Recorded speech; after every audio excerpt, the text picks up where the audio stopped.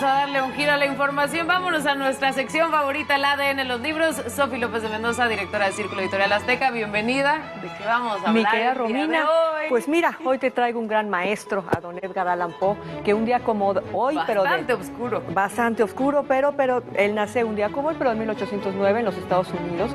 Pero lo traje porque es un autor que ha tenido gran influencia no solamente en muchísimos escritores, sino incluso en el cine, en el arte plástico. Y te voy a contar por qué. Él es famoso por haber sido un hombre muy atormentado. Es huérfano a los 3 años de su madre y su padre los abandona. Se hablaba de un falso alcoholismo también, pero realmente también se habla de una intolerancia al alcohol que era lo que lo ponía Claro, no, yo te cuento su historia. La verdad es que cualquiera se hubiera vuelto alcohólico con la vida que él tuvo, porque él es huérfano, abandonado por su padre, lo rescata una familia. Y él tiene una relación muy cercana con su madrastra, con su mamá adoptiva, y también se le muere cuando él tiene no más de 15 años. Y entonces él tiene unas peleas muy fuertes con su padre, porque su padre ya andaba de coqueto con otras mujeres cuando su madre todavía estaba enferma, bueno, su madre adoptiva. Después se casa muy enamorado con una prima suya, ella muy jovencita, ella de 13 años, él de casi 26. Y también se le muere de tuberculosis. Entonces, las 3 mujeres de su vida se mueren de tuberculosis. Y entonces, para él, esto de toser y dejar la sangre en la mano, lo marca, y eso se ve en su literatura. Y bueno, para aquellos que quieran conocer más del maestro, este libro de ensayos sobre Edgar Allan Poe, que publica Páginas de Espuma, es espectacular. Porque, aunque a pesar de la maravilla de su escritura, él no vivía de sus cuentos, de sus novelas, de su poesía.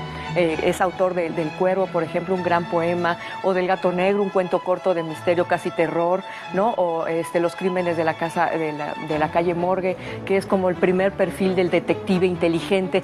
Todas esas cosas tan geniales. Él no vivía de eso, él vivía de ser editor de revistas, editor de periódico y de hacer críticas literarias. Y entonces esto es lo que unas críticas bastante fuertes. Claro, entonces esto es lo que nos trae este libro de ensayos, donde está dividido en 3 partes, son 10 años del trabajo de Poe. Entonces la primera parte es escritos sobre poesía, ¿no? Que eso es maravilloso leerla, muy profundo, incluso un poco difícil. Después se va a una serie de críticas literarias. Y entonces él empieza a hacer una crítica de todos los escritores que había de su época, en especial de los ingleses. Él vivió una época en Inglaterra y era durísimo. Era durísimo. Llegaba a ver a autores. Ni siquiera sabe hablar inglés. Usted ni siquiera habla inglés. ¿Cómo se atreve a escribir? Entonces, es una parte de Poe que pocos conocemos. Pero, por ejemplo, hay una gran. A mí me encantó un capítulo que le dedican a Dickens, porque eran contemporáneos él y Dickens. Y entonces él empieza a criticarlo cuando Dickens tenía 23 y él 26. Y sigue escribiendo sobre él, porque acuérdate que antes escribían los fragmentos en los periódicos. Y ya sus últimos escritos sobre Dickens, él dice, es un genio. Nadie podría escribir estos personajes si no fuera un genio. Entonces es como muy bonito entender cómo en aquella época había, entre escritores se admiraban. ¿Te acuerdas que hace como un par de programas trajimos un libro de Julio Verne? Sí. Y Julio Verne escribía de Edgar Allan Poe. Entonces Verne decía de Poe, ¡qué genio! Qué lástima que murió a los 40 años, porque Poe muere a los 40 años, ni siquiera lo habían identificado, lo encuentran en una calle y entonces lo llevan a un hospital y ahí muere. Pues sí, fue un hombre muy atormentado que vivió en la pobreza, en la soledad, pero que siempre luchó por las letras. Y eso es algo que se plasma en estos ensayos, casi una bandera de proteger la literatura, de irse durísimo contra aquellos que él pensaba que no escribían tan bien o que no escribían respetando las reglas de la lengua inglesa. Y entonces, pues esto es lo que nos devela este libro maravilloso de ensayos que yo recomiendo a la audiencia, mi querida Romina. También viene un poco de cómo fue que él fue creando El Cuervo, este poema tan famoso que muchas personas lo identifican seguramente a él. Claro, fíjate que él hace una crítica de un escrito de Dickens y ahí hay un cuervo parlanchín. Y entonces se dice que de ahí él toma esta idea de este poema maravilloso que es El Cuervo, que narra justo la vida un momento en la vida de un escritor atormentado, de un poeta atormentado que acaba de perder a su esposa, a su mujer. Y entonces él ya no quiere saber nada de la vida y en eso se aparece un cuervo y se para encima de una estatua de una diosa griega. Y el cuervo habla y dice, nevermore, nunca más. Y entonces, bueno, cuando Poe escribe este poema, su esposa estaba muy enferma y él sabía que ya la iba a perder. Entonces, pues al final es un reflejo de su pobre alma atormentada, diciéndole un poco a Dios, Dios, ya nunca más, ya pasé por 3 que me han partido el corazón, por favor, ya nunca más. Y entonces este es el reflejo de lo que vivía Poe, de lo que ya había leído de Dickens, y pues se plasma en uno de los poemas más hermosos de la literatura en el idioma inglés.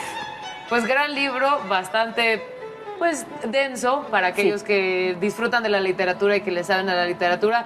Una joya, una verdadera joya, porque realmente te explica punto por punto qué es lo que está sucediendo con él, cómo va analizando.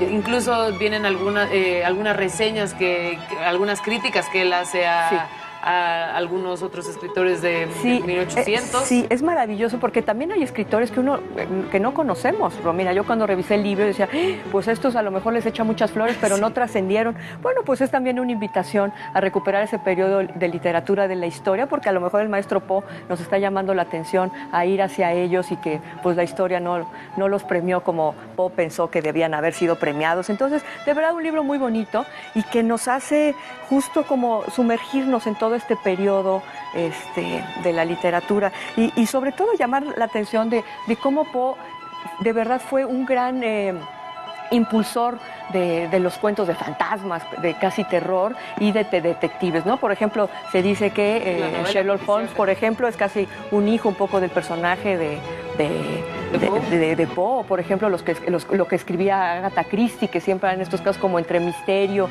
y que se develaban de una manera muy lógica, pues bueno, también tiene la influencia de Poe, pero también el arte, ¿no? Él fue traducido en su época por un gran artista francés y entonces todos estos conceptos de Poe se marcan en el surrealismo francés y entonces se dice que grandes pintores como Manet pues tienen una influencia de Poe. Es decir, un gran maestro que hay que recuperar. Ahora su cumpleaños vamos a leerlo en su homenaje y pues vamos a leer los clásicos, pero también estos libros, estos escritos que nos develan Poe. Nos hacen entender un poco más a Poe. Nos hacen entender un poco más cómo era un guerrero de las letras y no podía permitir que nadie escribiera mal el inglés. Y de las estructuras. Y de las estructuras gramaticales y bueno, era un gran personaje. Vamos a leerlo, mi querida Romina. Muchísimas gracias, mi querida Sofi. Te vemos la próxima semana. Por supuesto. Muchísimas gracias, Sofi. Gracias.